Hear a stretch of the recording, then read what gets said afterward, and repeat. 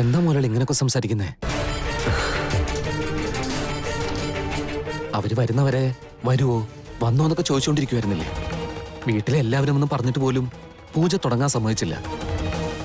ഇപ്പോഴാണെങ്കിൽ ഇങ്ങനെയൊക്കെ പറയുന്നുണ്ടല്ലോ. നീ ആദിശേഷനെ കാണാൻ പോയതാണെന്ന് ഞങ്ങൾക്ക് എല്ലാവർക്കും അറിയാം.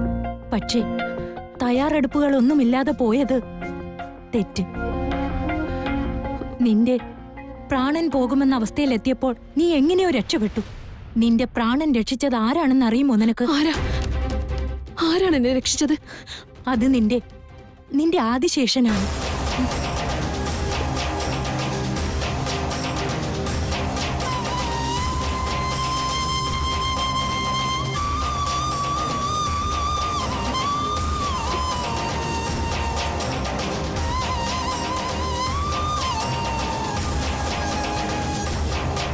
നിന്റെ ആദിശേഷൻ കൃത്യസമയത്ത് അവിടെ എത്തിയതുകൊണ്ടാണ് നിന്റെ പ്രാണൻ രക്ഷപ്പെട്ടത്. എന്നെ രക്ഷിച്ചത് എന്റെ ആദിശേഷനാണെന്നോ? അതെ. അത്തരം അവസരങ്ങളിൽ ആദിശേഷന്റെ സാമീപ്യം ഉണ്ടെങ്കിൽ നീ നാഗമായി മാറുന്നത് തടയാനാകും. പക്ഷേ ഒരു കാര്യം കൂടി ഓർമ്മ വേണം ശിവാനി. നീ ഏത് അപകടങ്ങളിൽ ചെന്ന് പെടുമ്പോഴും നിന്റെ ആദിശേഷന് നിന്നെ രക്ഷപ്പെടുത്താൻ കഴിയുന്നത് പ്രതിമാസം വരുന്ന ശിവരാത്രി ദിനവും അതിനു മുൻപും പിൻപും വരുന്ന ദിനങ്ങളും മാത്രമാണ്. ആ സത്യം മനസ്സിലാക്കി വേണം ഇനിയുള്ള നിന്റെ ഓരോ നീക്കവും. ഇന്ന് മഹാശിവരാത്രിയാണ്. അതിനാലാണ് നിന്നെ നിന്റെ ആദിശേഷനെ രക്ഷിക്കാനായത്. ദയവായി ഇപ്പോഴെങ്കിലും എന്റെ വാക്ക് കേൾക്കൂ ശിവാനി. ആ വീട് നിനക്ക് എന്നും നരകമായിരിക്കും. നിനക്ക് മാത്രമല്ല, ആ വീട് ഏതൊരു നാഗത്തിനും മരണത്തിന്റെ കെണിയായിരിക്കും. നീ ആ വീട്ടിലേക്ക് പോകരുത്.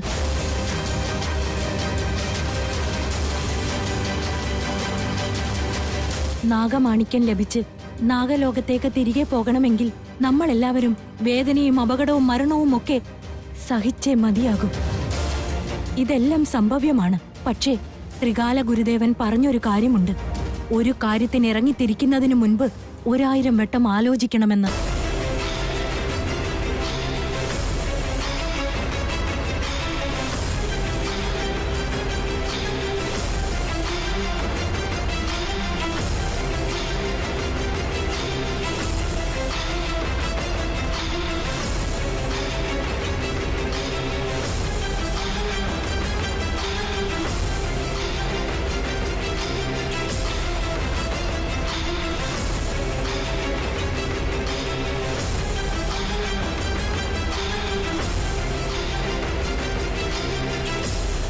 നന്ദീശ,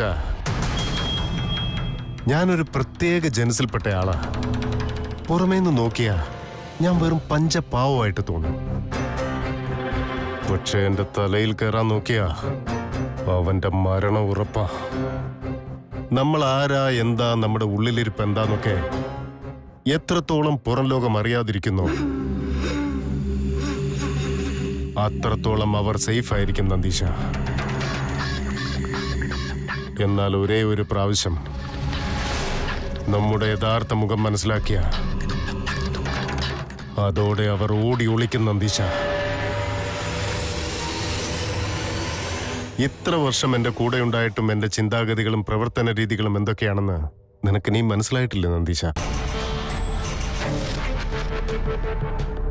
എന്റെ പദ്ധതികൾ എന്തൊക്കെയാണെന്ന് ഇനിയെങ്കിലും നീ മനസ്സിലാക്കിക്കോ. നോക്ക് നന്ദീശ, മകുടിനാഥത്തിന് അവൾ നാഗമായി മാറിയില്ലായിരിക്കാം. പക്ഷേ അവൾ തന്നെയാണ് നാഗകന്യക എന്നുള്ള എന്റെ സംശയത്തിന് ഇപ്പോഴും ഒരു മാറ്റവുമില്ല. ഗുരുക്കൾ ഈ വീട്ടിൽ ദിഗ്ബന്ധനം ചെയ്തിട്ടുണ്ട്. അവൾ നാഗകന്യക തന്നെയാണെങ്കിൽ അവൾക്ക് ഈ വീട്ടിലേക്ക് പ്രവേശിക്കാൻ പറ്റില്ല. അതൊന്ന് ടെസ്റ്റ് ചെയ്ത് മനസ്സിലാക്കാൻ വേണ്ടിയാ ഞാൻ അവളോട് ഈ വീട്ടിലേക്ക് വരാൻ പറഞ്ഞതും പൂജ നടത്തിയതും. ശിവാനി വർമ്മ എന്റെ പാർട്ണർ ആവണം. എനിക്കെന്റെ ബിസിനസ് അവളിലൂടെ ലോകം മുഴുവനും വ്യാപിപ്പിക്കണം. പക്ഷേ അതത്രയ്ക്ക് ഈസിയാണെന്ന് എനിക്ക് തോന്നുന്നില്ല മുതലാളി. പ്രയത്നിക്കാതെ ചോദ്യം ചോദിക്കുന്ന നിന്റെ ഈ മോശം സ്വഭാവം നീ എപ്പ മാറ്റിയെടുക്കും നന്ദീശ? നമ്മുടെ മനസ്സിലുള്ള സ്വപ്നങ്ങളെല്ലാം എന്ത് സംഭവിച്ചാലും നടത്തിയെടുക്കുക തന്നെ വേണം. അങ്ങനെയാണെങ്കിൽ മുമ്പത്തെ പ്ലാനൊക്കെ? മോശം കാര്യം ചെയ്യുമ്പോഴാണ് ദൈവത്തിന്റെ ആശീർവാദം കൂടുതൽ വേണ്ടത്. നമുക്ക് വീട്ടിലൊരു പൂജ നടത്തിക്കളയാം. അവളെ ഈ വീട്ടിലേക്ക് കൊണ്ടുവരാൻ എനിക്ക് എളുപ്പമായിരുന്നു. പക്ഷേ അതുകൊണ്ട് മാത്രം എന്റെ ഉദ്ദേശം നടന്നില്ല. എന്റെ സ്വപ്നത്തിൽ വന്ന നാഗകന്യക അവള് തന്നെയാണെന്ന് ഉറപ്പാക്കിയിട്ട് എന്നേക്കുമായി എനിക്ക് അവളെ ഇല്ലാതാക്കി തീർക്കണമായിരുന്നു. അതുകൊണ്ടാണ് ഗുരുവിന്റെ കയ്യിൽ നിന്നും നാഗനാശകം വരുത്തിച്ചത്. ഇതാണ് നാഗനാശകം. നമ്മൾ കിടക്കുന്ന കട്ടിലിനടിയിൽ ഇത് വെച്ച് കിടക്കുകയാണെങ്കിൽ ജീവിതകാലം മുഴുവനും ആ നാഗത്തിൽ നിന്നും നമുക്ക് രക്ഷയായിരിക്കും ഇത്. എന്നുവെച്ചാ ഇനി ഒരിക്കലേ വീട്ടില് നാഗങ്ങൾ പ്രവേശിക്കില്ലെന്നാണ്? ദിഗ്ബന്ധനമുള്ളതുകൊണ്ട് നാഗം വീട്ടിലേക്ക് വരില്ല നന്ദീശ. ഇനിയൊരു പക്ഷേ അവൾ രൂപം മാറി എങ്ങാനും വന്നാൽ, ഈ നാഗനാശകത്തിന്റെ അടുത്തേക്ക് വന്നാലോ ഇതുമായി സമ്പർക്കം പുലർത്തിയാലോ അതോടെ അവൾ പഴയ നാഗമായി തന്നെ മാറും. ഒരുപക്ഷെ അവളുടെ ഉള്ളിലെ നാഗശക്തി ഉപയോഗിച്ച് അവൾ വേറെ രൂപത്തിൽ വന്നിരുന്നുവെങ്കിൽ നാഗനാശകം മൂലം അവൾ യഥാർത്ഥ രൂപത്തിലേക്ക് വരുമോന്നറിയാൻ വേണ്ടിയാണ് ത്രിവിക്രമനെയും കൂട്ടി അവളെ ഞാൻ വീട് മുഴുവൻ കാണിക്കാൻ പറഞ്ഞു വിട്ടത്. ത്രിവിക്രം, ശിവാനിക്ക് നമ്മുടെ വീടൊക്കെ ഒന്ന് കാണിച്ചു കൊടുക്കാം. Sure dad. ചെല്ലു ശിവാനി, നമുക്ക് എന്നിട്ട് സംസാരിക്കാം. ഓക്കെ. ഞങ്ങളുടെ ഈ വീടൊക്കെ ചുറ്റി കാണുന്നതിൽ വിരോധമൊന്നും ഇല്ലല്ലോ അല്ലേ? സോ താൻ റെഡിയാണെങ്കിൽ പ്ലീസ്.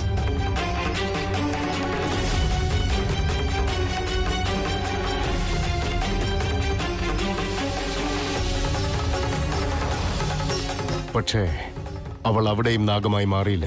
മുതലാളി, സത്യമായിട്ട് ഇതൊന്നും നേരത്തെ മനസ്സിലായതേ ഇല്ല. അത് മാത്രമല്ല നന്ദീശ, അവള് നാഗനാശകത്തെ സ്പർശിച്ചിട്ടും നാഗമായി മാറിയില്ല. അതുകൊണ്ട് ഗുരുക്കളുടെ മാന്ത്രിക മണ്ഡലം മറികടക്കാൻ കഴിയുമോന്നറിയാനാണ് ഞാൻ അവളെ വിളിച്ചത്.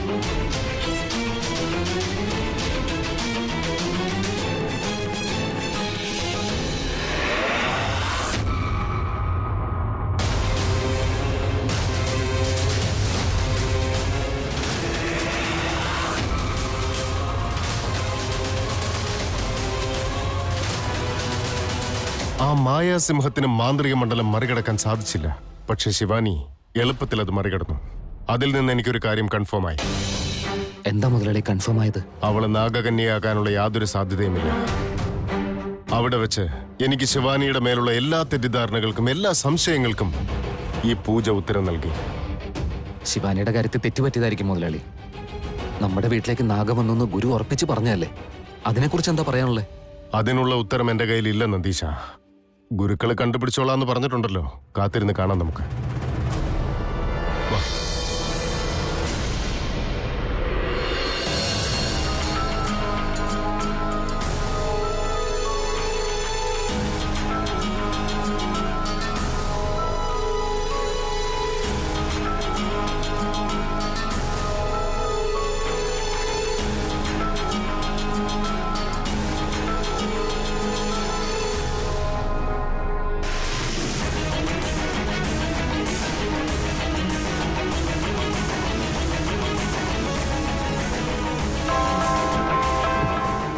ഓ, ഞാൻ എന്നോട് ദേഷ്യമായിരിക്കുന്ന വിചാരിച്ചേ. ദേ ഇപ്പൊ വിളിക്കുന്നുണ്ടല്ലോ, അത് കൊള്ളാം. Hello, hi. ഞാനത് ആക്ച്വലി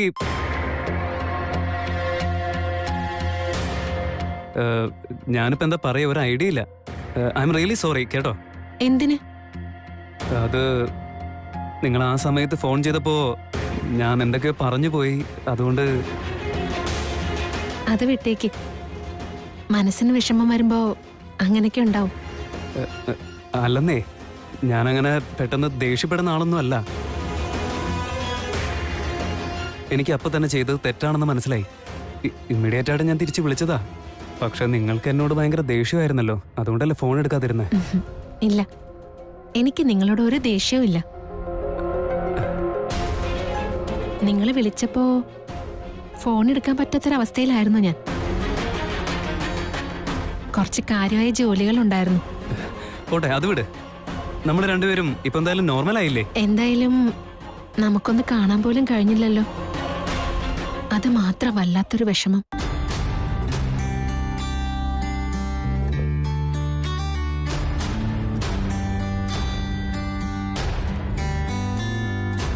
നമുക്ക് കാണാൻ കഴിയാത്തോണ്ട് നിങ്ങൾക്ക് വിഷമമൊന്നുമില്ലേ?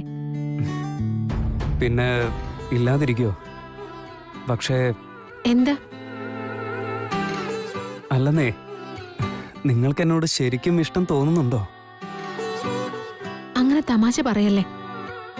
ഞാൻ മറ്റൊരാളുടെ ജീവിതം വെച്ച് കളിക്കാറില്ല. അതായത് ഞാൻ എൻ്റെ മനസ്സിൽ തോന്നിയ ദേഷ്യത്തിൽ എന്തൊക്കെയോ വിളിച്ചു പറഞ്ഞല്ലോ, അതിൽ നിങ്ങൾക്കുണ്ടായ വിഷമം ആലോചിച്ചാ എനിക്ക് ടെൻഷൻ. എന്റെ വിഷമോർത്ത് നിങ്ങൾ എന്തിനാ ടെൻഷനാവുന്നേ? ആക്ച്വലി ഞാൻ നിങ്ങളെ കണ്ടിട്ടേ ഇല്ല. പക്ഷേ ഇഷ്ടം തോന്നാതിരിക്കാൻ അതൊരു കാരണമൊന്നുമല്ല. പക്ഷേ മറ്റെന്താന്ന് വെച്ചാ പറ. എനിക്ക് നിങ്ങളെ കാണാൻ അതിയായ ആഗ്രഹമുണ്ട്.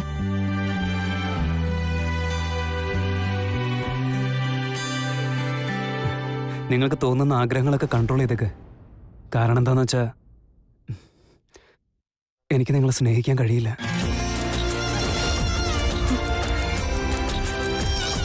എന്തുകൊണ്ട്? കാരണം എന്താന്ന് വെച്ചാ എൻ്റെ മനസ്സിൽ എനിക്ക് വേറൊരു കുട്ടിയോട് ഇഷ്ടമുണ്ട്.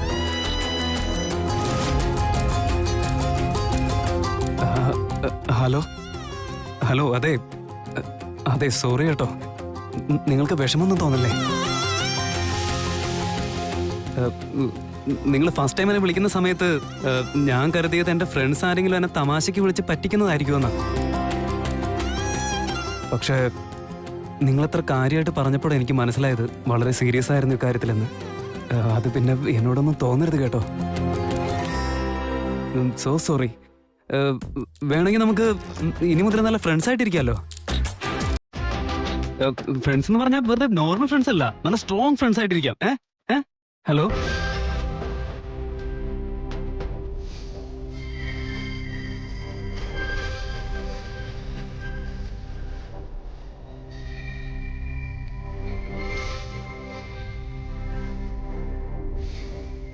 ഹലോ ഹലോ അതെ, കേൾക്കുന്നുണ്ടോ? ഹലോ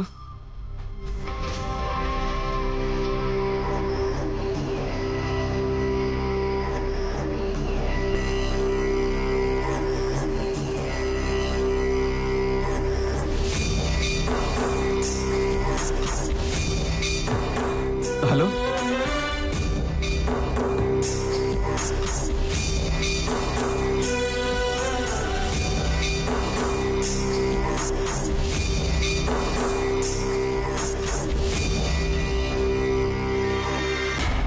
ഗുരു, ആ വീട്ടിൽ നാഗം പ്രവേശിച്ചു എന്നത് സത്യമാണോ? സത്യമാണ്. അത് എങ്ങനെ സംഭവിച്ചു ഗുരു? 14 വർഷങ്ങൾക്ക് മുമ്പ് നമ്മൾ ദിഗ്ബന്ധനം ചെയ്ത അതേ നാഗം തന്നെയാണോ?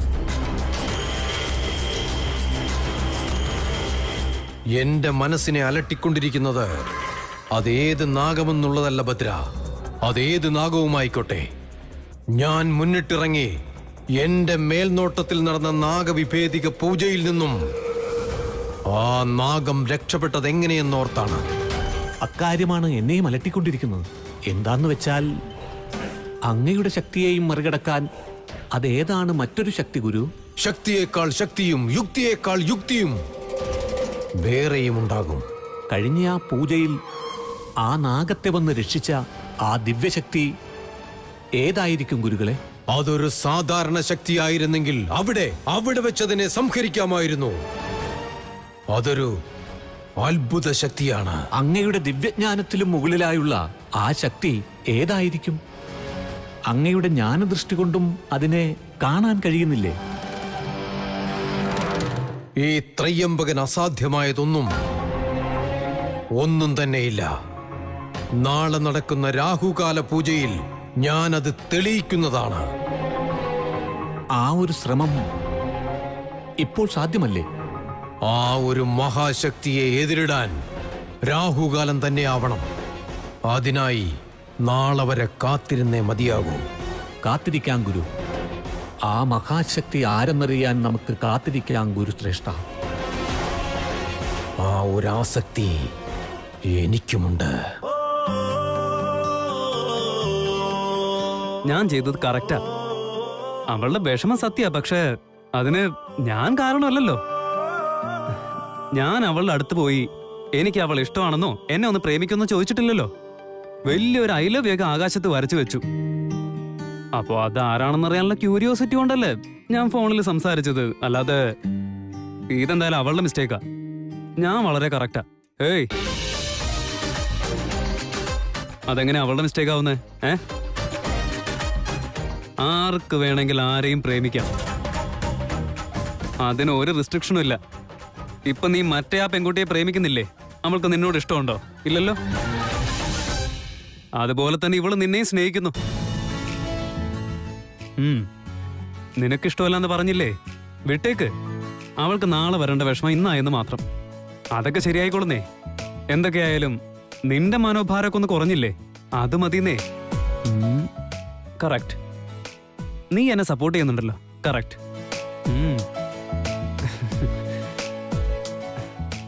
ഹലോ, അമ്മ വന്നല്ലോ. പൂജയും കാര്യമൊക്കെ നന്നായി നടന്നില്ലേ? ഓഹോ, നീ ഇവിടെ കരഞ്ഞു വിഷമിച്ചിരിക്കുവാന്നാ ഞാൻ കരുതിയത്. ഇതെന്താ ഇളിച്ചിരിക്കുന്നേ? എന്താ അമ്മ ഇങ്ങനെ? എല്ലാ അമ്മമാരും മക്കൾ സന്തോഷമായിട്ടിരിക്കുമ്പോ സന്തോഷിക്കാറ പതിവ്. എന്റെ അമ്മ ഞാൻ ചിരിക്കുമ്പോ സങ്കടപ്പെടുന്നോ? അതെന്താ? ചിരിക്കാൻ പാടില്ലേ? കരഞ്ഞാ പോരെ? ആയിക്കോട്ടെ, ഞാൻ കരഞ്ഞേക്കാം. നിനക്കെല്ലാം തമാശയാണടാ. ഒരു രാജമല്ലി വിടരുന്ന പോലെ ഇതളെഴുതി മുന്നിലൊരു സുഖം, ഒരു ദേവഗാനമുടർന്ന പോലെ വരമരുളി എന്റിൻ കറുക നാമ്പിലും മധുക്കണം കവിത എന്നിലും നിറകുടം. ഇത് പാടിയ ആ ഗാനഗന്ധർവന്നില്ല, അത് ഞാൻ ഫോളോ ചെയ്യുന്നു, അത്രേ ഉള്ളൂന്നേ. ചിരിച്ചോണ്ടിരിക്കുന്നതിൽ ഒരു തെറ്റുമില്ല. പക്ഷേ ഇവിടെ നാണം കെട്ടി ചിരിച്ചോണ്ടിരിക്കുന്നുണ്ടല്ലോ, അതിനെ പറ്റിയാ ഞാൻ പറഞ്ഞത്. അമ്മേ, എനിക്ക് വലിയൊരു മനസ്സില്ലേ? നിങ്ങൾ എന്നോട് ചൂടാവുമ്പോ എനിക്ക് പ്രശ്നമൊന്നുമില്ലല്ലോ, ശരിയല്ലേ? ഞങ്ങൾ പറയുന്ന പോലെയാണോ അത്? അച്ഛനും അമ്മയും പറയുന്ന പോലെ തന്നെയാണ് മുതലാളിയുടെ വീട്ടിലുള്ളവരും പറയുന്നത്, ശരിയല്ലേ? എല്ലാം എന്റെ ഒരു വിധി. അമ്മേ, അമ്മേ, അതെ, ഇപ്പൊ ഇങ്ങനെ പിണങ്ങി പോവാൻ എന്താ ഉണ്ടായത്? കല്യാണം കഴിഞ്ഞിട്ട് ഇത്ര വർഷമായിട്ട് നിന്റെ അച്ഛനോ എന്റെ വാക്കുകളൊന്നും കേട്ടിട്ടില്ല. നീയെങ്കിലും എന്റെ വാക്ക് കേട്ട് മാറുമെന്നാ ഞാൻ കരുതിയത്. പക്ഷേ ഒരു ഉപകാരവും ഇല്ല. നിന്റെ അച്ഛൻ ശിലായുഗത്തിലും നീ അതിന്റെ പുറകിലും. ഓ മുത്തേ, അമ്മേ, നല്ല കാലം എന്നൊന്നില്ലേ? അതിലൊക്കെ ഒന്ന് വിശ്വസിക്കേ. മാറ്റുമെന്നത് വെറുതെ ആലോചിച്ചോണ്ടിരുന്നിട്ട് ഒരു കാര്യവുമില്ല. അതിന് ബുദ്ധി വേണം. എന്നെ കൊണ്ടൊന്നും പറയിക്കണ്ട. എന്റെ നല്ല കാലമൊക്കെ ഈ കണ്ണീരാ. അതങ്ങനെയൊന്നല്ല എന്റെ അമ്മേ. എന്റെ സങ്കടം എന്താന്ന് നിനക്കിപ്പോ മനസ്സിലാവില്ലടാ. പക്ഷെ എന്തെങ്കിലും ഒരിക്കലും മനസ്സിലാവില്ലോ, വിടമ്മേ. ഇതെല്ലാം നിനക്ക് മനസ്സിലാകുമ്പോഴേക്കും ഞാൻ ജീവനോടെ ഉണ്ടാവോ ആവോ? അമ്മേ, അമ്മേ, അയ്യോ എന്റെ ഈശ്വരാ, എന്റെ അമ്മയുടെ മുഖത്ത് എപ്പോഴാ ഒരു സന്തോഷം കാണാൻ പറ്റാ? പാവം. ഞാനാണെങ്കി എപ്പോഴും ബോസിന്റെ കൂടെയാ, അച്ഛൻ എപ്പോഴും മുതലാളിയുടെ കൂടെയും. ഒറ്റയ്ക്കിരുന്ന് ബോറടിച്ചിട്ടാവും ചിലപ്പോ ഇങ്ങനെയൊക്കെ സംസാരിച്ചു കൊണ്ടിരിക്കുന്നത്. എത്രയും പെട്ടെന്ന് എന്റെ അമ്മയ്ക്കൊരു കൂട്ട് വന്നേ പറ്റൂ. എന്റെ അമ്മയ്ക്കൊരു കൂട്ട് വേണമെങ്കിൽ എനിക്ക് കൂട്ടായാലല്ലേ പറ്റൂ. ഞാനും അതന്നല്ലേ ട്രൈ ചെയ്യുന്നേ.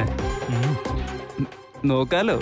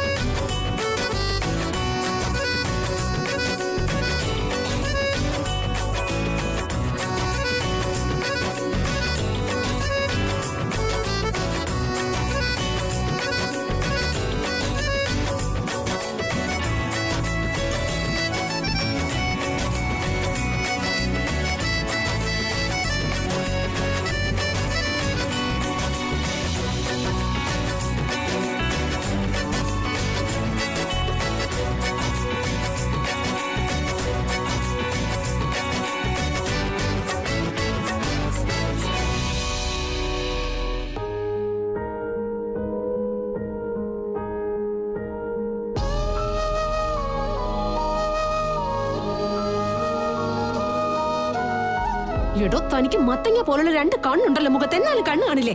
വണ്ടി കേറി കഴിഞ്ഞാ പിന്നെ ബോധം ഇല്ലാണ്ടാണോ വണ്ടി ഓടിക്കുന്നേ?